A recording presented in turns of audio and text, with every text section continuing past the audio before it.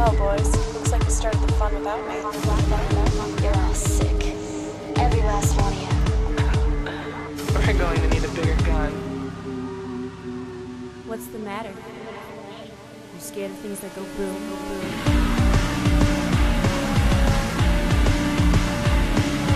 Give me one goddamn reason why I shouldn't blow your goddamn brains all over that goddamn wall.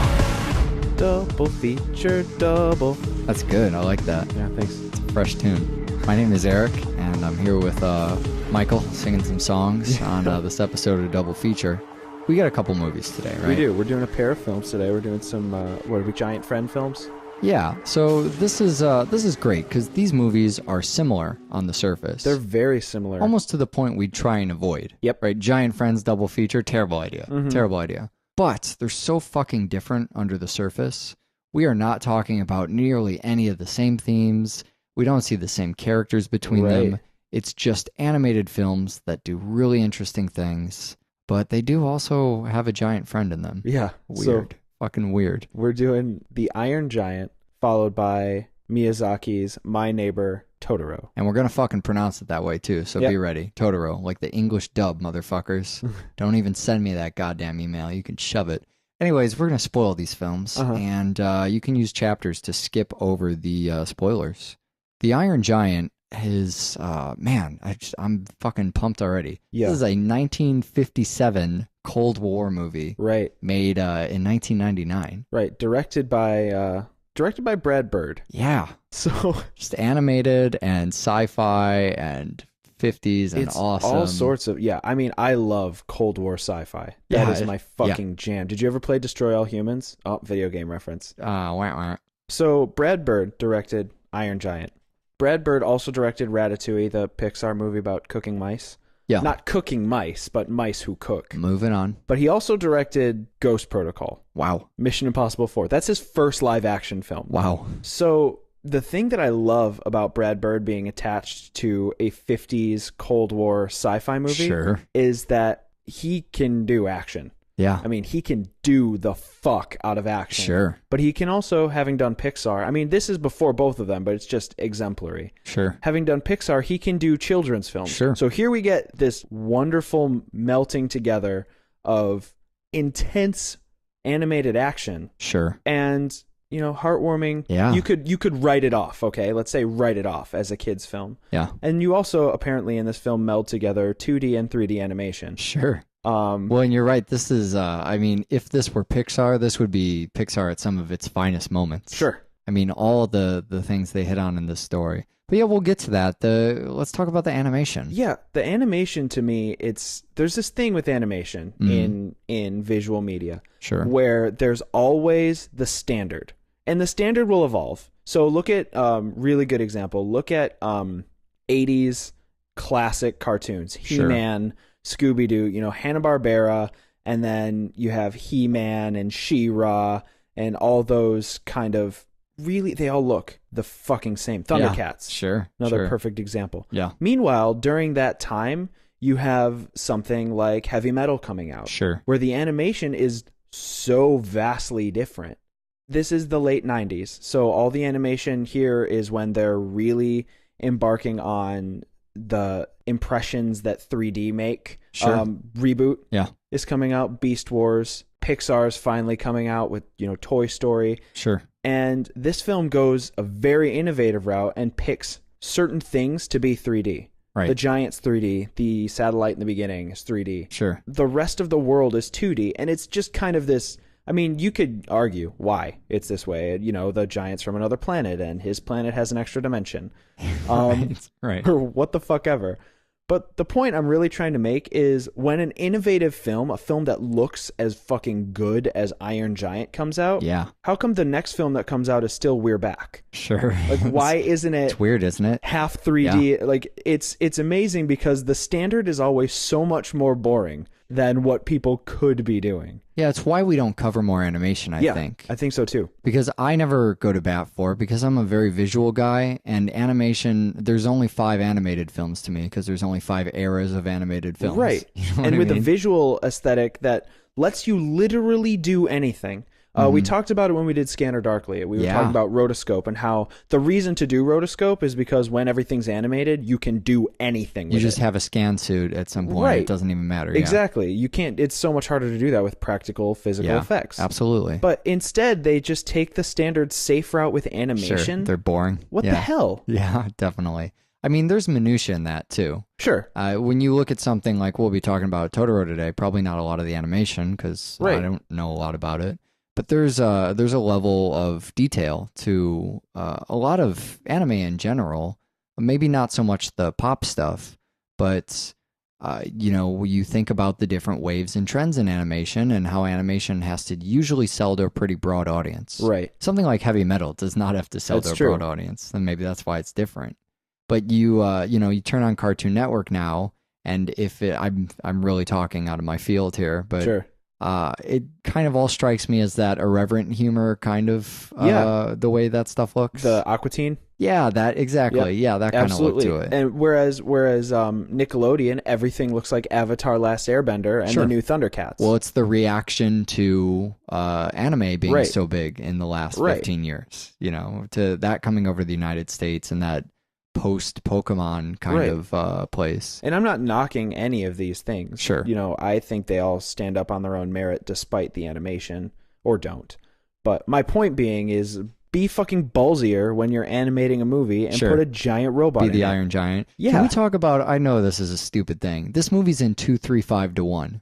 Find me another fucking animated film that uses the fucking David Fincher aspect ratio. That's insane. Iron Giant is so cinematic. I just attributed David Fincher to 2-3-5-1. Yeah. People are typing away emails already. You know what I mean, though, right? Yeah. No, It's I do. Cinematic. It's huge. The film, it's such a cinematic film, and the statement is bold. It's not too buried. It's very clear what the film is doing, but it still takes a lot of balls to make your film this cinematic when it's an animated film. It does, yeah. Yeah, often we want to tell an epic tale, but we're not prepared to... Basically, 16:9 is more digestible for a common audience than 2-3-5-1. It's a weird thing to pick on, but I think that, in its own way, it says a lot about what this movie's going for. I mean, it's a dramatic aesthetic right off the bat. Sure. I want to talk about the characters that are in this, too. Hogarth is the name of the kid we're following, the main protagonist. Hug? Yeah, he's... I love that scene, too, if you want to talk about the 50s thing, to go back to that. The living brain, kind of black and white. I love that. Oh my God, it's so funny. It's as if to say, we realized there was this other thing going on in the 50s, and we're not really going to be able to exploit that art form, but let's just sneak it in here so everybody knows that we love that too. And it uses a lot of ideas from that while not using the visual part of that medium. But, he's watching that thing while his mom's working late. He's injecting whipped cream into a Twinkie, which... I mean, that's really all you need to say about this character right there. He injects whipped cream into a Twinkie. Genius. What that means. He's a genius. He's all about the adventure. Right. Well, and that's another thing about a lot of films like this is you get Hogarth Hughes, who is your stereotypical nerdy, sci-fi kid, reads comics, loves robots. He's the perfect fit. Yeah, absolutely. Yeah. He absolutely believes aliens are on their way. Good thing he found the robot. Right? What the fuck is that about? Now, don't get me wrong. I absolutely understand why, as a film mechanic, it makes sense. Sure. But let's be honest here. How much funnier would a film where some jock kid who didn't understand robots at all followed a football into the forest, came upon an Iron Giant, and just did all the wrong things? You remember we were talking about Sunshine a few weeks back, and you were saying, well, this is why we're following this crew. They're doing the most important thing in the universe. Of course, they get the movie. So there could be Iron Giants all over the world. It's true. And it's just boring people going, I got I got to go to soccer practice. I don't have time for this. And Hogarth just has the best one. That's very true. Okay. I curtsy to you. In a way, I guess it's kind of a buddy film, right? You have a little bit. It's a buddy film without a Terminator buddy theme 2 stuff. Yes. Yeah, that's true. That's true. But you're teaching lessons. Sure. There's the stuff about Superman, bringing in that more of that 50s style and sense to that, more of what was going on in the 50s. It's interesting to see a movie. I mean, that's another ballsy artistic choice too, is to blatantly point towards another piece of art and make it a thing in your film. Make that really the crux of a lot of what happens, of their dynamic together, them understanding each other. They understand each other through Superman, someone else's work of art. I think the things that remind me about Terminator 2 is the kind of lessons about death and the teaching the machine, you know, in both cases, the lessons about death are coming from a child. It's something you see a lot is children teaching about death, as if it's maybe a little easier to hear from them. Right. I'm not sure exactly yet why that happens. I don't think I've seen it enough or really thought about it, but it's something I wanted to point out so people could sort of look for if they haven't already formulated a good idea on that. Well, I think in this film, what it really goes to show is that between these two characters, this giant robot and Hogarth, Hogarth is more mature. He is, yeah. I mean, he's come to terms with the reality of life and death.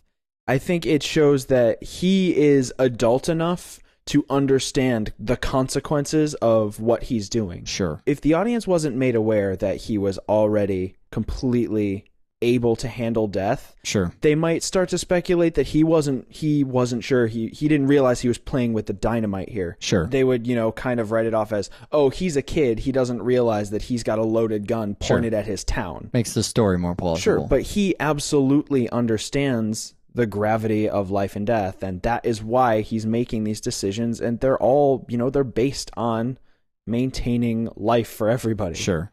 I think it's possible that theme comes up the way it does in a lot of movies because it's also easier to teach kind of a children's tale from their own peers. Sure. You know, you have kids coming to see this movie, maybe one moralistic lesson that you want them to learn is about life and death. Or guns. Or guns. But it's something interesting about the childhood lessons on subjects where maybe adults are jaded too. Yeah. I think an adult comes to this movie and maybe they're more jaded because they've heard stories about life and death. They've experienced it themselves. But then seeing it come from a child, it's more eye-opening. Sure. It's, oh, this was the first time you had a brush. Sure. With life. It's the thing in Kill Bill. Sure, it's like interrupted innocence. Yeah, that's exactly it. You know, the goldfish in Kill Bill is that interrupted innocence thing. It had no knowledge of this great heavy thing that now you've just taken for granted and probably tried not to think about most of your adult life. He's just one of maybe 4 central characters to this. Aside from the giant himself, there's his mother, Annie, who's a single mom and automatically just gets points for me on the show, obviously. Seeing that the movie doesn't cover where his dad went, doesn't really say much about his dad, in the same way it doesn't say much about where the giant came from or what that's about, not the story they're telling. But instead they spend the time really bonding, him and his mom. You know, they have the most memorable scenes are, you know, weird bonding moments or that tell you something about he and his mom, not wasting any time on what was your upbringing like, how did you not have a dad? Right. You know, dad's not in this. That's not what this is about. So you have the scene in the diner in the beginning, you know, where you're meeting the other character, you're meeting Dean, but with the chipmunk or the rat or rodent, whatever the fuck that thing is. Or the dinner scene, right? The fucking also has to invoke religion because really all this movie cares about is finding its way onto double feature, apparently. The stop the devil from doing bad things. Yeah, that's so funny. Get out of here. Oh, Satan. My God. It's, religion is so fucking silly when you talk about the devil like he's a real creature. Sure. You always talk... When you talk about the devil like he's a big robot hand in your living room. Yeah. I mean, well, God is a thing that God's your personal friend and he sits there on your couch with you and he's the other fucking set of stupid footprints in the sand. Yeah, fuck that. But the devil is a mysterious force that makes you eat an apple and he's really the evil within all men. He's not the fucking pitchfork asshole. You know, when he's just a guy. He's not the robot devil from Futurama. You see Hogarth talking during what's the thing when you waste time when you could be eating? Grace. You're with your friends and you could be sharing stories and laughing. Yeah, Grace. You were right. It's Grace.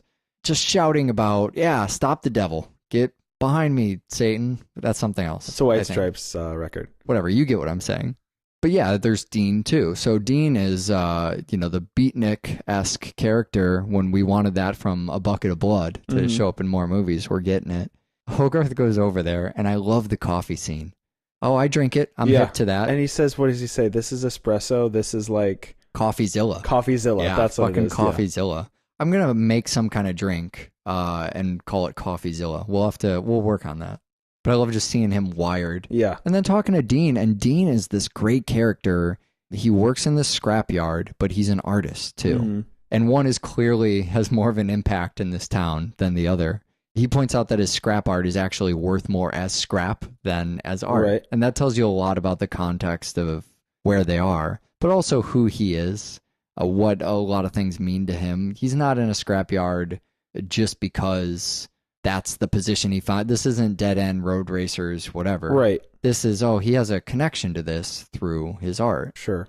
Through Dean and through Annie, his mom. It's the way that the movie kind of subverts the family unit, especially in an animated film. That's happened a lot more, in recent movies. But man, over the last 10 years, I guess we've made a lot of progress there. The family unit in a film, especially an animated film, used to be what you think of when I say the family unit. Sure. I don't need to explain that. Everybody knows what the stereotypical family looks like.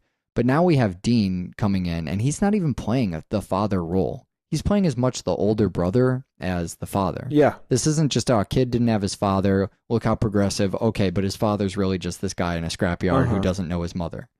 We're not just replacing that. We're giving you somebody who's kind of a bit of a role model, but also sort of a bad influence. Right. Giving him the espresso. Yeah. Well, I mean, and it's not even so much of a bad influence. It's that he's irresponsible. He's the punk influence. I don't even want to say the art influence. I don't even want to say irresponsible. I want to say he's not responsible. Yeah, right. He's not responsible for Hogarth. Sure. Hogarth comes over. It's not his problem. Yeah. Well, he doesn't have to be his father. He doesn't have to be his older brother. He helps him out when he can. Well, they're friends, right? Yeah. And they're not great friends. They're new friends. And if your friend comes over and really needs something and you don't really like them, you're not responsible to help them. Right.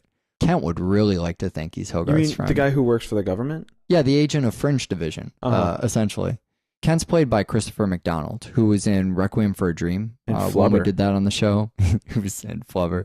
He's in Spy Kids 2. He's done fucking 150 You've movies seen him. or You something. don't know his name. Yeah. You've definitely seen him. But this actually is different than Fringe Division, and the differences are important. Usually you have your government agent is all-knowing. He's got every single fact on the matter. In this case, he has trouble even convincing his immediate superior that this robot thing exists. Yeah. So this isn't the government knows everything and they're coming in, Men in Black, shut it down. This is, I found a giant robot out here. What the fuck are you talking about? There's no giant robot. So he doesn't have, the upper hand that a lot of that, that cliche government agent might. He can't just call in the army because when he tries to do that, nobody believes him. So that makes him a much more appropriate opponent for this kind of small town of single working mom and kid who reads comic books. Mm-hmm. They don't have to take down the entire government for you to believe they're winning. Or maybe they will.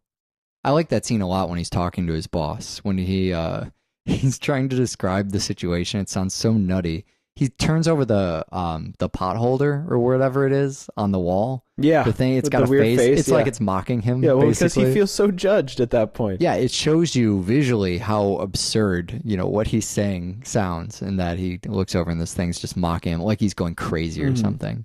But he becomes the domineering half of that father figure. Sure. If we're going to force the idea of a father figure into this film, that's something that's absent in Hogarth's life. It's not completely inappropriate to go, well, where might he get the things one gets from a father? Right. If Dean's providing a lot of the nurture and friendship and maybe introducing him to things mom isn't, then when you look back at Kent is basically just disciplinary. Mm-hmm. He is the one who tells him, you got to be in bed at this time. I'm going to watch you the entire time you sleep. He's the one who's tracking Hogarth and making him stay in. So he's the villain and also sort of that half of the father figure, if you want to kind of split that role up between these two characters. So there's one other character. Yeah, the Iron Giant. Yeah, in this film. And there's a moment where Hogarth is talking about comics, and there's Atomo and there's Superman. Sure. And he says, Atomo's a villain. He's nothing like you. That's the red flag for me. Yeah, right. I mean, I don't know about you. I don't know when the moment is that you realize that, wait, this giant robot is probably not here to just be friends. Sure. For a while, it makes sense. Of course, the robot's a friendly robot. It's a robot. Why would it hate anything? Right. Giant towering robot. Well, you ask yourself a little bit, where did it come from? Why is it here? And then they start laughing and having such a good time that you stop asking that question. And then Atomo's the villain. He's nothing like you. That's the moment where I go, Oh. I think it's the train for me. Really? Well, so here's the thing. Another movie might have had him derail the train track and he puts it back together in the nick of time, but he derails that fucking train and you think it'll be fine because, hey, people are drawn and it's not live action. And so that's what happens in one of these movies. Uh-huh. And in the nick of time, he sort of puts it together, but is still laying on the track and derails the entire fucking train. And I start thinking, first of all, wow, this movie will just do anything. That's fine. Just kill a bunch of people on a train. They're probably okay. The train just kind of got a little derailed. Yeah. No big deal. But this guy, I mean, he doesn't know his own power. Right. This giant fucking robot thing is going to kill everyone. That's the first moment I think about that. You know, it's a perfect example of the movie writing to the more interesting outcome. It can resolve this scene a number of ways. It chooses not to play it safe and to show consequences instead. It could just let the scene write itself. You reconnect the track. Everybody's fine. Just in the nick of time, like everybody does. Or you could go, what's the more interesting outcome here? It's a simple writing device to just stop before you finish and go, is there a more interesting way to end? More people need to do that. You know, the derailment doesn't have to be the end of the world. It's not that every single one of these people is brutally slaughtered and we show it in Zack Snyder slow motion. Mm-hmm. It's just enough to complicate things. People know about the robot now. They've seen it. We're starting to learn basically what we want to accomplish in that scene is, oh, this is going to be problematic. This is not going to be an easy situation. Part of why you don't suspect that, at least for a bit of time too, I think, is that you're resisting this fear instilled by the Cold War. Both fear and wonder are something that lends itself to the Cold War era of sci-fi. Mm-hmm. When you think about the comic books with giant robots, it was this sort of, what technology do the Soviets have? What's the worst case scenario of what they might have? Maybe they have giant destructive death robots. Yeah. And, you know, there was also that constant fear, duck and cover, the bomb kind of stuff. The Colossus, the Forbin Project stuff that we talked about when we did that movie on the show. But they mentioned that in the movie in the Cocolac scene where they're making the milkshakes or whatever. Ken is talking about the constant worry of Sputnik. You know, Sputnik comes up by name a couple times.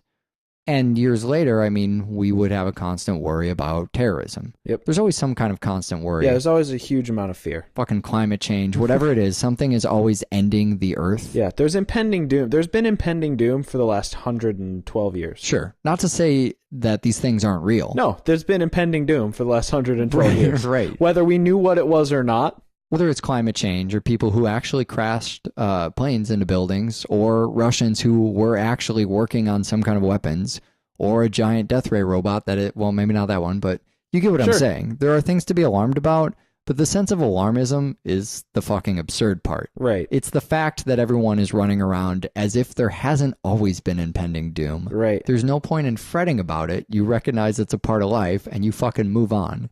You objectively look at situations and you better them. That's how we got out of the Cold War, is after decades, it became time. We settled down a bit, we stopped duck and covering, and we said, diplomatically, how do we attempt to solve this? Right. Enough time passes and the alarmism about one thing always disappears. There's a brief period where everything's cool, and then we switch from terrorism to climate change. That's what happens. This is great to see what this movie's talking about because it's so between those eras. We're not in the Cold War making this film, but it's also not 9/11 yet. This is a couple years before.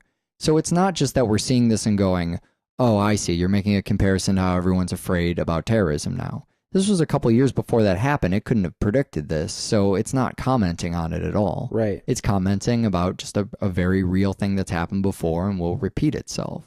This is even in the 50s, even in 1999, the character comes out saying, you know, we're the government, we can do anything, as long as it's in the interest of protecting the people. Right. That's the excuse that they use. And that says just as much about those fear tactics, about the sort of the political message of the movie, if there is one, is that this force can always come in and exploit the fears that these people have. Sure.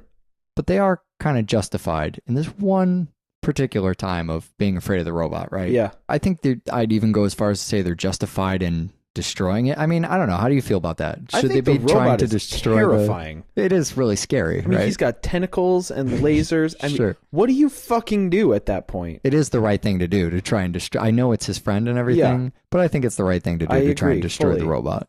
Now, some people might argue It only shoots in self-defense. Isn't that what the movie's trying to say? It only shoots in self-defense? I guess, yeah. But it's clearly programmed to do some killing. All it takes is a small misunderstanding, though. Right. You know, you start playing pretend with the robot, and then it's going to fucking death beam everybody. Well, I've always been under the impression with Iron Giant that it hit its head and forgot that it was sent to Earth to kill everyone. Yeah, that's probably it. You're reminding it every time you point a gun at it. But what happens when it just remembers? Sure. I mean, it's got Roboheimers right now. Yeah. Yeah, but right. like once that wears off or whatever, just by luck, they get away with not blowing it up for a while, just long enough to figure out that it can learn. I mean, I think they're valid in trying to destroy it up to that point, but it's his friend, and they don't get away with destroying it, and it makes a decision later on not to blow up the plane, not to be the gun. Right. You know, it can learn, and it starts to realize what that death entails. It learns about death and essentially makes a conscious decision not to kill things. And it even shows remorse when it thinks Hogarth is dead. It shows remorse like a human being would. It's, physically hunched over and kind of weeping in sadness at his death. And so that's the great part about not knowing really its origins, is that it can start to feel. It can start to have emotions, and there's no suspension of disbelief to that. Yeah. We just go, well, you don't know where it comes from. It's from a planet where there's emotional robots. Right. You can't say that. Who even knows it's a robot? That's true. It's just a thing from another planet. And so we can't say as an audience, well, it can't weep and it can't feel and it can't learn. There's no suspension there. But that kind of makes this a story about free will. That becomes a story about you have choices that you can make. There's no predetermination to say you have to be a killing machine. And then, Hogarth, getting back to your idea of the perfect child. Sure. Hogarth is fighting for this robot like only a naive child would when it is a death ray. Right. At the point where it's got 3 extra arms or tentacles or whatever, and the sky is scorched red and it's shooting these devastating beam weapons just everywhere it goes. It's decimating the entire town. There's such a tonal change in mood for the movie there. It still fits well within the movie. You don't feel a shift as if we're telling a different story. Right. But there is real fear now. Yeah. The fear is very realized. This is just the worst thing that could happen is now happening in this town, and this is what it looks like. And it's some of the coolest stuff in the movie, I think. We've been having this great conversation about 50s universe and political motifs, and this is from a Vin Diesel movie. Yeah. A lot of people might not know this, or maybe I was the only one the first time I saw it that didn't see it until the very end. But Vin Diesel this is somebody I find myself in the odd position of defending all the time, because he gets attached to these projects, and they're not necessarily the ones that people know him for. Right. I mean, people know him for some bad movies he did in Triple X. The Pacifier, that kind of stuff. Yeah. Pacifier. He also did a lot of the Fast and the Furious movies. Right. At least one of which is, sub-film levels of terrible. I can confidently say that no one will disagree with me. But Vin Diesel, and this is my favorite characteristic about the guy and why I see a lot of the stuff that he's in, he has one of the greatest voices of any living human being alive. He has this kind of deep terror robot voice. Yeah. Honestly, I'm jealous of it. As someone who comes on here every week and records a show, I'm jealous of Vin Diesel's voice. Yeah. It's next to Mike Patton, I think, or maybe Clancy Brown, another great voice. When he did Escape from Butcher Bay, that was one of the, in kind of the Riddick series, he did Pitch Black, that movie too. He was a big fan of Pitch Black creatively, and he really fought for there to be more parts to that Riddick series. And he wrote kind of a lot of those ideas, and then went over to do, Escape from Butcher Bay is just, it's better than all of that stuff. Assault on Dark Athena was good too. I think I mentioned Michelle Forbes doing really good voice work in that. But when you get to his bigger stuff like Fast and the Furious, it's a hard sell, but there are good moments in that stuff too. Yeah. That last Fast and the Furious movie is, man, just great fucking heist film. And Vin Diesel's just one of those oddities where I rarely have an opportunity to stand up and go, hey, look at this cool artistic thing he made. And if it's the robot voice in the Iron Giant, so fucking be it. All right, so then there's My Neighbor Totoro. This is the first Studio Ghibli film that you and I have talked about on the show before. There's a lot of Miyazaki, and we've been kind of working our way up to exploring the other continents on planet fucking Earth. Yeah. And so, My Neighbor Totoro was a movie that came out. The studio's pretty famous. We've talked about the distributor, about Toho before, about doing a lot of the Godzilla stuff. Sure. The early kaiju. Yeah, for sure. And the later kaiju. And the Studio Ghibli stuff and a lot of the Miyazaki stuff, who does things under that studio. It's a movie, My Neighbor Totoro, that was originally double featured when it came out with Grave of Fireflies, which is another, upon the release, My Neighbor Totoro was the B film. It was the underdog between those two, which is funny to think about now because it's a really popular movie. Sure. Well, it's culty is why. Grave of Fireflies, I remember hearing a lot about. It's not a Miyazaki film, but it's a Studio Ghibli film, and it's a really, really popular one. I feel like Totoro is a lot more our kind of film. It was fucking released by Troma in the 90s. Or Troma did a dub of it, and it wasn't even really Troma. It was 50th Street Films, I think is the name of their indie distributor or whatever. And they did the dub in the 90s long before Disney worked out a deal to do the newer dub where they had, all of these newer actors, I guess, come in and do this stuff. IMDb still refers to the other version as the Troma version, and I think that's funnier. Yeah. So I'm going to go with that. Yeah, well, the dubbing in anything, there's always this thing that, and I feel like we may have talked about it on the show before, maybe say with Let the Right One In. Sure. There's always been this disconnect with me about the integrity of dubbing. Sure. Not necessarily because, you're recording over what the film has already recorded, but because foreign languages typically don't translate directly to another language. Well, and a lot of times it is that you're re-recording stuff and the new stuff just sounds terrible. Right. Well, yeah, and you get the inflection wrong, or, you take... The thing that people tend not to realize with the dubbing is that voice acting is still acting. Yeah. And that you may misconstrue what the character means with the intonation of the line. The fear of dubbing for me has always been the purity of the original product. Right. Having said that, the Miyazaki films are known for their dubs. They always get really big name actors. This is Dakota and Ella Fanning. Sure. This is one of the lesser star-studded ones too. By the time Miyazaki, Ponyo came out over here, who was in it was, Kate Blanchett and Matt Damon, Tina Fey, Liam Neeson was in that. It's an absurd... Betty White, I think, was in it. Yeah. The cast is fucking ridiculous. So we pull back to something like this, an earlier Miyazaki movie, and it's, it's the Fannings and it's other American actors, but everybody, that's one of the things I like the most about My Neighbor Totoro. I was trying to think why this is... there's a lot of stuff in the Miyazaki library. He's done a lot of movies, and they tend to be really cult films, every single one of them, almost to the point where you would just consider it a mainstream success. No, absolutely. Well, didn't a few of them have gotten Academy Award nominations? Sure. Still, I would say, Spirited Away, I know, got a ton of acclaim. Yeah. And I would still write that up as a cult film first. Yeah. Just a very popular one. So each individual film has these fan bases, but, the fans aren't unaware of the other Ghibli stuff. Sure. I like a lot of the Miyazaki stuff. But I'm trying to think, all right, what is it about Totoro that makes it my favorite, and pretty much far away my favorite one of these films? And that's a bizarre thing to me, because Totoro, for me, has always seemed like a smaller... because I saw it when I was very young. Mm-hmm. I was watching Totoro and Little Nemo. Sure. At the same time in my life. Yeah, definitely. I could see that. Well, Totoro came out originally in 88. I think the one dub was in 93 or something. Sure. Yeah, it's not even the underdog thing for me.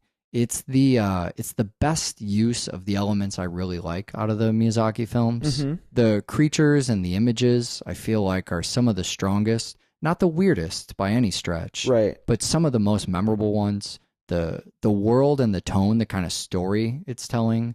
But also that performance from the kids. The kids' performance is the most intense of any of the movies.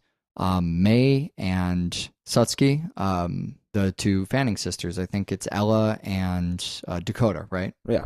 And, I've seen Ella in Super 8 with Hip, but I'm not like a huge Fanning fan or anything. Yeah, that's not even crazy really... about the Fanning sisters. Well, it's not like the reason I come to this movie, but you watch it and the way they play off each other and the fucking just the vibrance of the performance, especially the character May. Yeah, and I think a lot of that, and this goes back to what I was saying about animation, and this is, I mean, it's the flip side of that, is if you're good at animating, I mean, the emotion of just the drawings comes off so strongly as long as you have some capable voice acting behind it. I mean, there is no doubt just in the way the characters are animated and the way they move with each other that they're very, very emotionally connected. Oh, yeah. And plus, it can't hurt that the two voice actors are actually sisters.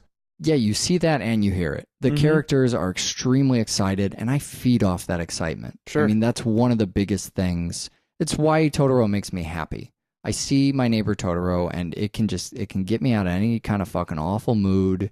It's almost humorous to me. The, rats, squirrels are better. You know, just the fucking things they say are ridiculous. And the way that May kind of echoes her sister, just in that excitement, just kind of says a lot of the same things she says.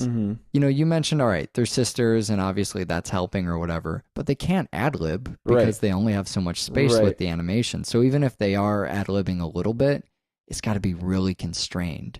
And so I feel like it's not even just the usual cheat of, oh, we got two people in the room, there's chemistry, we cut around it, whatever. They can't even edit the animation. They have to do a faithful, adaptation of a movie that's, for one, already been fucking dubbed in the United States once before. And I don't even really have any tangible or objective reason it's funny to me. It just gets me. Those characters, I mean, this is also kind of a tie to the Iron Giant, I guess. They're being mostly raised by their father alone while their mother is sick. And that's something about the characters in this particular movie. I mean, all the Miyazaki characters have weird things about them. They're not a normal cast of animated characters ever. And when they are, it's to point out how abnormal that is. But for their mother to be sick, it seems weird, this kind of story of sickness. It's not common in animation. It's something we like to just forget about, not unlike death from the Iron Giant. We just don't want to. We want to go to an animated film and have a good time. And somehow we do that in Totoro. But the only driving part of really anything in this movie, plot or otherwise, is that their mother's sick. Yeah, it's certainly not common. It's the kind of connection to the real world you get out of something like Grave of Fireflies. Right. Where it seems like we're going to get pulled down into reality just a little bit here. And it brings enough gravity to it that we only have to talk about it once or twice, and it can actually stand as the whole kind of narrative of the movie, and that lets us just drift off into free world, the rest of the time. It's a world that, I mean, I like their father. I like that he kind of humors them. It's not necessarily that he doesn't see the Totoros, but he doesn't even question it. He never tries to break the fantasy of that world. So much so that the fantasy could be part of the world. It could actually be there. Or it might be all in the girls' heads. Well, yeah, I mean, this goes back to kind of what I was saying about Iron Giant, but the girls allow this fantasy into their world. I mean, not to say that it's not there, because I'm not saying that it's all in their heads. I don't want to come off that way. But they're constantly in search of this wonder and this fantasy. I mean, quite literally, they follow the white rabbit into the rabbit hole. Yeah, there's a lot of Alice in Wonderland going on here. And it's just, they live in a definite reality, but there's just this general air of fantasy and wonder that feels like it's only they're the only ones who see it, not because it's not there, but because they're so welcoming and open to that sort of thing. I mean, nobody else sees the cat bus. No, but it does operate on the same schedule as the other buses. It's like when you try and get on the 36, but you end up on the 22 instead. Yeah. Cat bus. The world itself is amazing as a retreat because it just allows you to plan it. You don't ever have to have an objective there. You can kind of just hang out in that world. It's a world that is so free of any ending, it doesn't even really have antagonists to it. It's not only that, oh, this ride has to be over at some point. You don't get that. But you also don't have, when you think about Alice in Wonderland, the idea is, oh, you got to get out of Wonderland.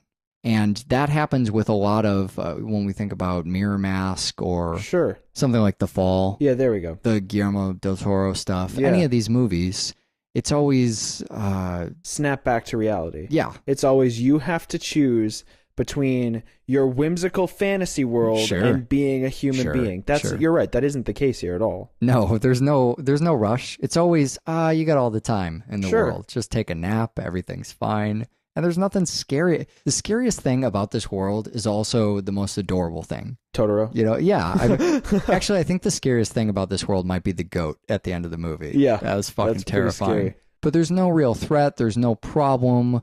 The scariest fucking thing, man, is taking naps in Right. the middle of the forest, Well, you know? that kind of brings me to a subject that I wanted to broach regarding Miyazaki, which is the question that I always have about his films is because they generally dabble in this level of fantasy, some far more than others. Sure. But do you ever step back and wonder if they're just not on Earth? Oh, if this is like If another... it's just, I mean, you know, we talk about the world of Tarantino and the Tarantino universe, Sure. where X and Y are all in the same universe. Sure. And that's why this, and that's why they have the same last name. Sure. But do you ever wonder if the Miyazaki universe, the planet that we focus on in the Miyazaki universe, is fundamentally different than our planet? Or if the stories carry over from one another. Right. You know, if they weave together. Yeah, I mean, I guess you see some of the same kind of elements show up in like the little dust things. Right. That's in Spirited Away Right. too. Well, and I like that idea because then you're divorcing the fantasy from the reality even less. You're consolidating the suspension Sure. of disbelief. Sure. You know what I mean? Yeah, it's all just you just have to believe there's another planet where all this is happening. As soon as you accept that, everything else can be reality. Yeah, you know, talking about not snapping back, I mean, we have something you might consider a conflict in their sick mother. Yeah. But unlike something we did like Mirror Mask, it's not looming or waiting for you at the end of your adventure. Right. You know, so we do have that kind of one harmonious world where we can go and hang out in this spot, and the resolution of whatever's happening in place B isn't connected to place A in some Right. way. Well, yeah, that's the thing is it's not, they don't use riding Totoro and playing with all these creatures. They don't use that as escapism. Right. It's not the little girls are so worked up Yeah. over their sick mother that they needed to invent an imaginary universe where Sure. they can. No, that's not what goes on. Yeah. They're worked up over their sick mother, and when they're not riding Totoro, they, write Sure. her letters. Yeah, it is important to her, but it can't be all day, every day. Yeah. Yeah, and I guess it kind of goes to show, too, that if it works in this world, it'll work in other fictional universe. I mean, an idea like you don't need an antagonist. Right. It's kind of a bizarre idea. Sure. I think that's one of the things that makes this movie what it is for me. It's a place I can go, there's no antagonist. It just makes me so fucking Yeah. happy. Like, nothing's going to fuck with you while you're there. Nothing's You don't gonna have to turn get out to be a anything giant done. killing machine. Yeah, you don't have any agenda while you're there. You don't have I do have to get to the end of this thing and collect Sure. these 6 items by the Yeah. time I get here in order Right. to save this. Well, the worst thing you have to do is meet your dad for the bus, and then he doesn't show up. Right. I might take a nap and no one's going to yell at me when I wake up. Uh-huh. That might happen in My Neighbor Totoro.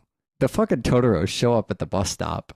You know what? Can we talk about the Totoros for a second? Oh my god. That really is, and it's the cheapest thing, but no, fuck that. It's not. People know that the Totoros from My Neighbor Totoro are awesome. Yeah. I mean, I've said all this great stuff that I like about it, but the thing, if I'm going to be honest, I like is that I see the Totoros and I get excited. Yeah. I love them. They're goofy. They're amazing.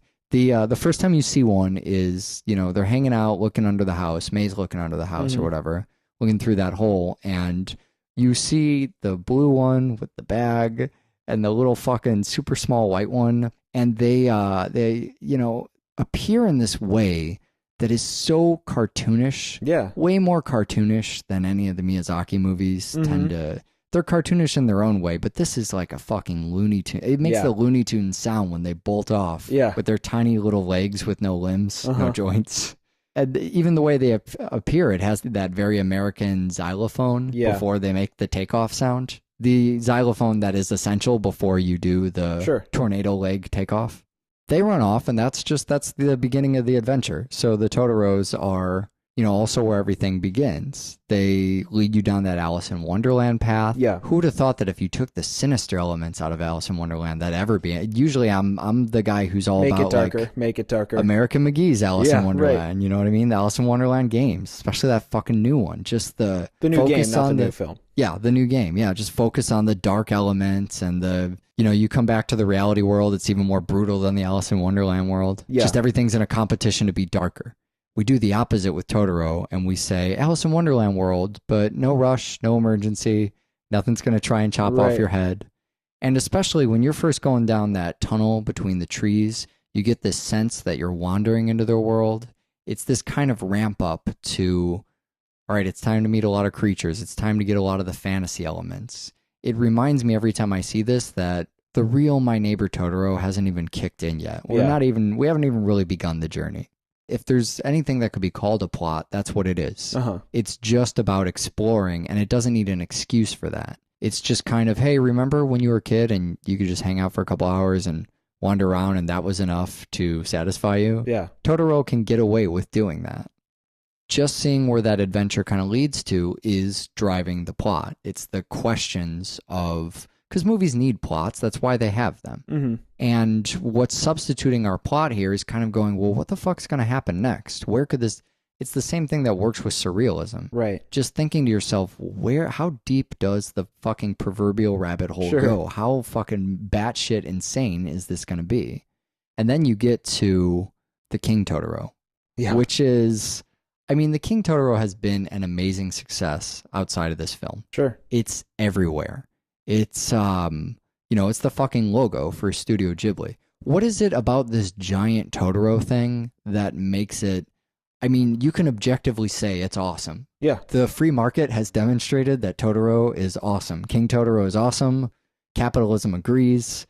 When I was fucking in Cupertino, they had a shop of Totoros. Wow. It was just that all it sold was Totoros. Every time I go back there, I try and make a side trip over to the Totoro shop to buy. It's ridiculous. Why? First off, it's the size. He's just a massive creature, and then he's round, and he has a goofy smile, and I mean, for me, the King Totoro wins my heart over when he likes the sound of rain on an umbrella. Right. But just that the low smiling noise that he makes. Oh God, and the just voice that he's too. Lazy and simple and friendly. Yeah, for the bag of mail, I'm sure we're going to come back to as soon as this show is posted and everyone makes fun of the way I pronounce Totoro.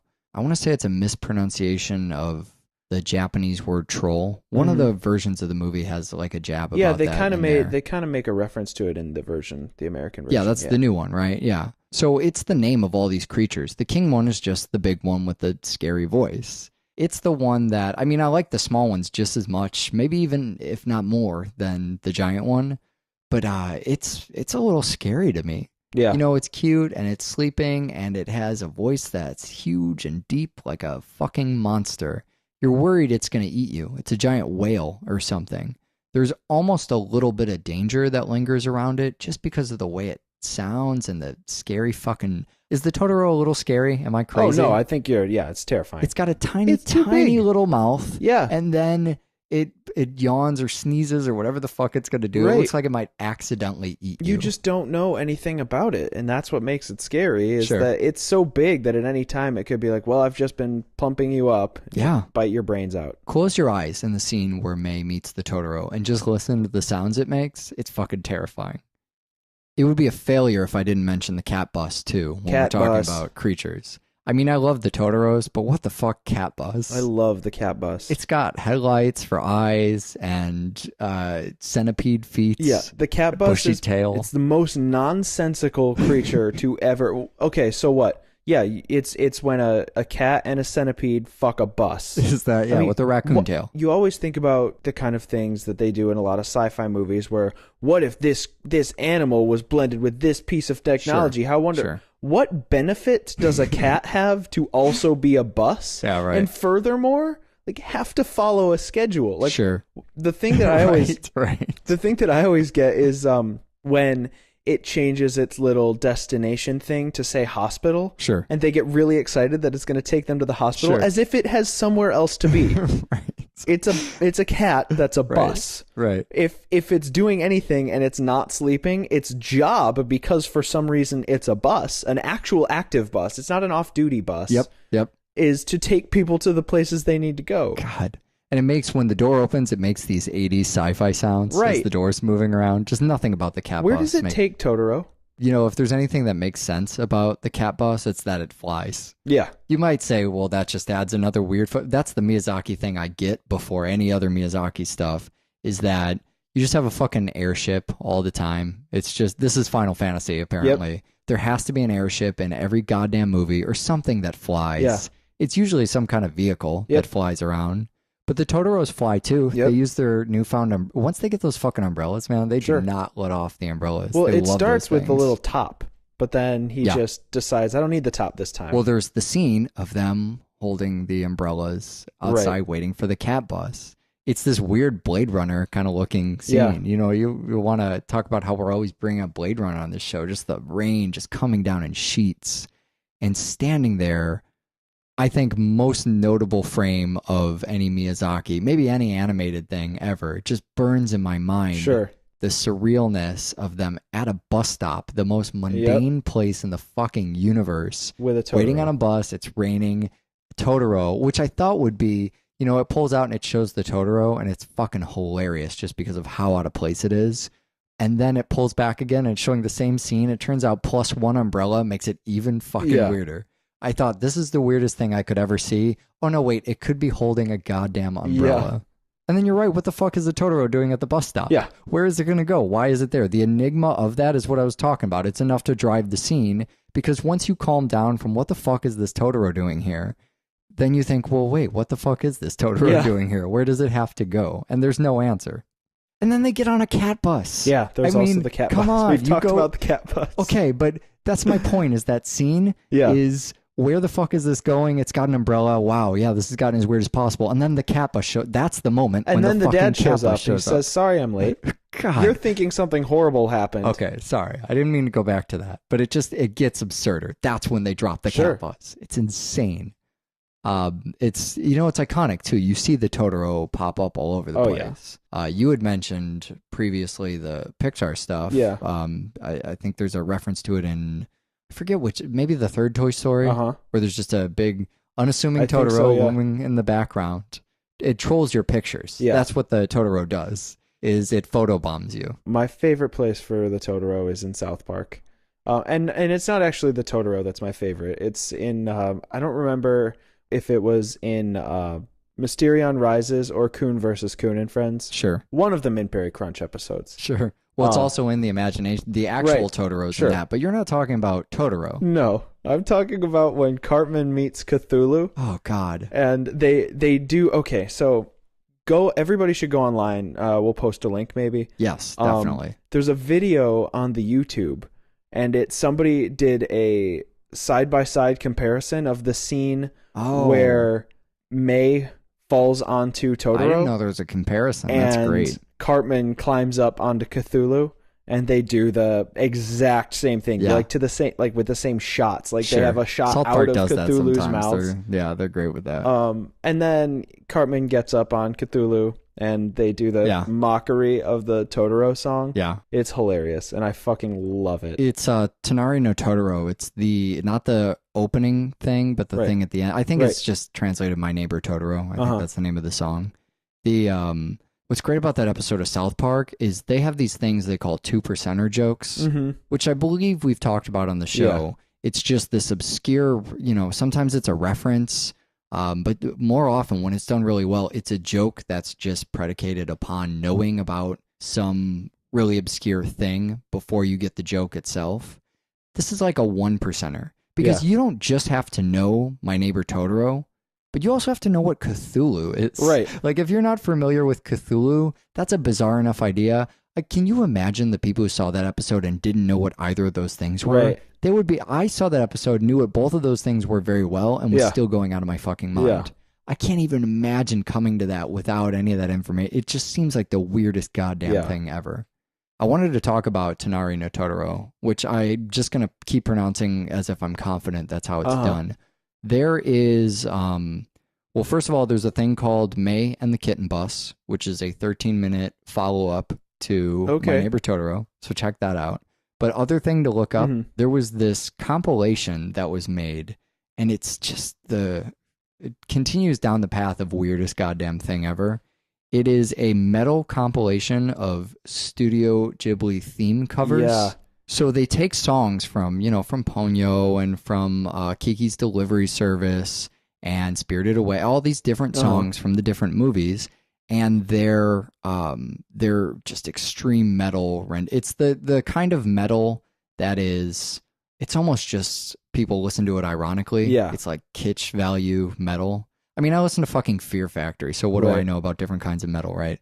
But totally other side of that genre, just where the vocals are nearly indecipherable, and it's just double bass and fucking blown out guitar the entire time, and then Japanese pop vocals as well. So in addition to the typical metal vocals, the Japanese pop stuff too.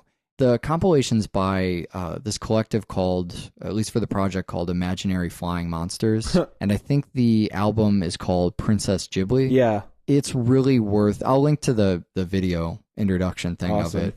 But just hearing the chorus of the Totoro, because no one ever, every time I play that for somebody, never recognize it until it hits the chorus. Yeah. And that is just this weird fucking shock moment. All right. Enough about camp metal and giant monsters. There can never be enough about camp metal or giant monsters. Oh, jeez. We have a lot of movies next time on the show. You want to talk about some fucking camp? We're doing another Killapalooza next time. Oh my God, is it that time already? Doublefeatureshow.com, doublefeatureshow@gmail.com. You can tell that's the part I never care about talking about at the end. But we're going to force ourselves to endure a bunch of movies. This is almost getting to sleepaway camp territory. But I know there's a little bit of Eli Roth that happens in here somewhere. He makes an appearance. Yeah, we got some Eli Roth. We got some Roger Corman. Yeah, a little we got Doc some Joe Brown Dante. in here. We got some James Cameron going on. Yeah, that'll be interesting to revisit that in a Killapalooza nonetheless. Yeah, got the some Gulager brothers. So what's the thing we're doing? Piranha. All of the Piranha movies. All of them. Oh crap. Watch more fucking film. Bye. The point I'm really trying to make is when an innovative film, a film that looks as fucking good as Iron Giant comes out, how come the next film that comes out is still We're Back? Sure. Like, why isn't it? It's weird, isn't it? Half 3D. Yeah. Like, it's amazing because the standard is always so much more boring than what people could be doing. Yeah, it's why we don't cover more animation, I think. I think so too. Because I never go to bat for it, because I'm a very visual guy, and animation, there's only 5 animated films to me, because there's only 5 eras of animated films. Right. You know and with a a visual aesthetic that lets you literally do anything. We talked about it when we did Scanner Darkly. We were talking about rotoscope and how the reason to do rotoscope is because when everything's animated, you can do anything with it. You just have a scan suit at some point. Right. It doesn't even matter. Exactly. You can't. It's so much harder to do that with practical physical effects. Absolutely. But instead, they just take the standard safe route with animation. Sure. They're boring. What the hell? Yeah, definitely. I mean, there's minutia in that too. Sure. When you look at something like we'll be talking about Totoro today, probably not a lot of the animation because I don't know a lot about it. But there's a level of detail to a lot of anime in general. Maybe not so much the pop stuff, but you think about the different waves and trends in animation and how animation has to usually sell to a pretty broad audience. Right. Something like heavy metal does not have to sell to a broad audience, and maybe that's why it's different. But you turn on Cartoon Network now, and I'm really talking out of my field here, but. Sure. It kind of all strikes me as that irreverent humor kind of the way that stuff looks. The Aqua Teen? Yeah, that exactly. Yep. Yeah, that kind of look to it. And whereas Nickelodeon, everything looks like Avatar Last Airbender and the new Thundercats. Well, it's the reaction to anime being so big in the last 15 years, to that coming over the United States and that post-Pokemon kind of place. And I'm not knocking any of these things. Sure. I think they all stand up on their own merit despite the animation, or don't. But my point being is Mission Impossible 4. That's his first live-action film. Wow. So the thing that I love about Brad Bird being attached to a 50s Cold War sci-fi movie is that he can do action. Yeah. I mean, he can do the fuck out of action. Sure. But he can also, having done Pixar, I mean, this is before both of them, but it's just exemplary. Sure. Having done Pixar, he can do children's films. Sure. So here we get this wonderful melting together of intense animated action. Sure. And, you know, heartwarming. Yeah. You could write it off, okay? Let's say write it off as a kid's film. Yeah. And you also apparently in this film meld together 2D and 3D animation. Sure. Well, and you're right. This is, I mean, if this were Pixar, this would be Pixar at some of its finest moments. Sure. I mean, all the things they hit on in this story. But yeah, we'll get to that. Let's talk about the animation. Yeah, the animation to me, there's this thing with animation in visual media. Sure. Where there's always the standard. And the standard will evolve. So look at really good example. Look at 80s classic cartoons. He-Man, Scooby-Doo, you know, Hanna-Barbera, and then you have He-Man and She-Ra and all those kind of really, they all look the fucking same. Thundercats. Yeah, sure. Another perfect example. Yeah. Meanwhile, during that time, you have something like heavy metal coming out. Sure. Where the animation is so vastly different. This is the late 90s. So all the animation here is when they're really embarking on the impressions that 3D make. Sure. Reboot Yeah. is coming out. Beast Wars. Pixar's finally coming out with, you know, Toy Story. Sure. And this film goes a very innovative route and picks certain things to be 3D. Right. The giant's 3D. The satellite in the beginning is 3D. Sure. The rest of the world is 2D. And it's just kind of this... I mean, you could argue why it's this way. You know, the giant's from another planet and his planet has an extra dimension. Right. Or what the fuck ever. But absolutely understand why as a film mechanic it makes sense. Sure. But let's be honest here. How much funnier would a film where some jock kid who didn't understand robots at all followed a football into the forest, came upon an iron giant, and just did all the wrong things? You remember we were talking about Sunshine a few weeks back, and you were saying, well, this is why we're following this crew. They're doing the most important thing in the universe. Of course, they get the movie. So there could be iron giants all over the world. That's true. And it's just boring people going, I got I got to go to soccer practice. I don't have time for this. And Hogarth just has the best one. That's very true. Okay. I curtsy to you. In a way, I guess it's kind of a buddy film, right? You have a little bit. It's a buddy film without a buddy theme song. Stuff. Yes. Yeah, that's true. That's true. But you're teaching lessons. You know, there's the stuff about Superman, bringing in that more of that 50s style and sense to that, more of what was going on in the 50s. It's interesting to see a movie. I mean, that's another ballsy artistic choice too, is to blatantly point towards another piece of art and make it a thing in your film. Make that really the crux of a lot of what happens, of their dynamic together, them understanding each other. They understand each other through Superman, someone else's work of art. I think the things that remind me about Terminator 2 is the kind of lessons about death and the teaching the machine. You know, in both cases, the lessons about death are coming from a child. It's something you see a lot, is children teaching about death, as if it's maybe a little easier to hear from them. Right. I'm not sure exactly yet why that happens. I don't think I've seen it enough or really thought about it. But it's something I wanted to point out so people could sort of look for if they haven't already formulated a good idea on that. Well, I think in this film, what it really goes to show is that between these two characters, this giant robot and Hogarth, Hogarth is more mature. He is, yeah. I mean, he's come to terms with the reality of life and death. I think it shows that he is adult enough to understand the consequences of what he's doing. Sure. If the audience wasn't made aware that he was already completely fucking ballsier when you're animating a movie and put a giant robot in the it. Iron Giant. Yeah. Can we talk about, I know this is a stupid thing. This movie's in 2-3-5 to 1. Find me another fucking animated film that uses the fucking David Fincher aspect ratio. That's insane. Iron Giant is so cinematic. I just attributed David Fincher to 2-3-5 to 1. Yeah. People are typing away emails already. You know what I mean though, right? Yeah. No, I do. Cinematic. It's huge. The film, it's such a cinematic film, and the statement is bold. It's not too buried. It's very clear what the film is doing. But it still takes a lot of balls to make your film this cinematic when it's an animated film. It does, yeah. Yeah, often we want to tell an epic tale, but we're not prepared to... Basically, 16:9 is more digestible for a common audience than 2-3-5 to 1. it's a weird thing to pick on, but I think that, in its own way, it says a lot about what this movie's going for. I mean, it's a dramatic aesthetic right off the bat. Sure. I want to talk about the characters that are in this, too. Hogarth is the name of the kid we're following, the main protagonist. Hug? Yeah, he's, I love that scene, too, if you want to talk about the 50s thing, to go back to that.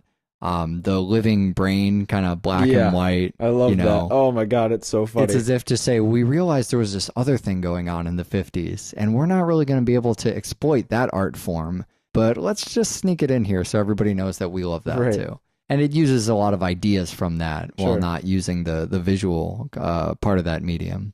But, he's watching that thing while his mom's working late. He's injecting whipped cream into a Twinkie, which, I mean, that's really all you need to say about this character right there. He injects whipped cream into a Twinkie. Genius. Yeah, what that means. He's a genius. He's all about the adventure. Right. Well, and that's another thing about a lot of films like this is you get Hogarth Hughes, who is your stereotypical nerdy, sci-fi kid, reads comics, loves robots. He's the perfect fit. Yeah, absolutely. Yeah. He absolutely believes aliens are on their way. Good thing he found the robot. Right? What the fuck is that about? Now, don't get me wrong. Well, boys, looks like you started the fun without me. You're all sick. Every last one of you. We're going to need a bigger gun. What's the matter? You scared of things that go boom, boom?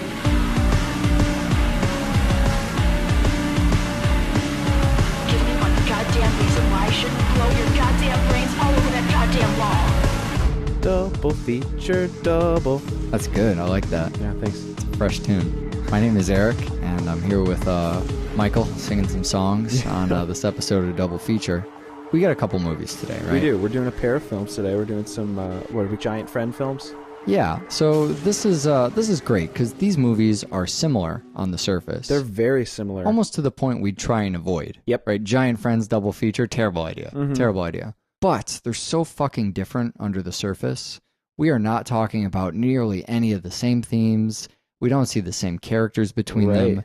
It's just animated films that do really interesting things, but they do also have a giant friend in them. Yeah. Weird. So fucking weird. We're doing The Iron Giant, followed by Miyazaki's My Neighbor Totoro. And we're going to fucking pronounce it that way too, so be ready. Totoro, like the English dub, motherfuckers. Don't even send me that goddamn email. You can shove it. Anyways, we're going to spoil these films, and you can use chapters to skip over the spoilers. The Iron Giant is, I'm fucking pumped already. Yeah. This is a 1957 Cold War movie. Right. Made in 1999. Right. Directed by Brad Bird. Yeah. So just animated and sci-fi and 50s and it's awesome. All sorts of, I mean, I love Cold War sci-fi. That is my fucking jam. Did you ever play Destroy All Humans? Oh, video game reference. Wah. So Brad Bird directed Iron Giant. Brad Bird also directed Ratatouille, the Pixar movie about cooking mice. Yeah. Not cooking mice, but mice who cook. Moving on. But he also directed Ghost Protocol.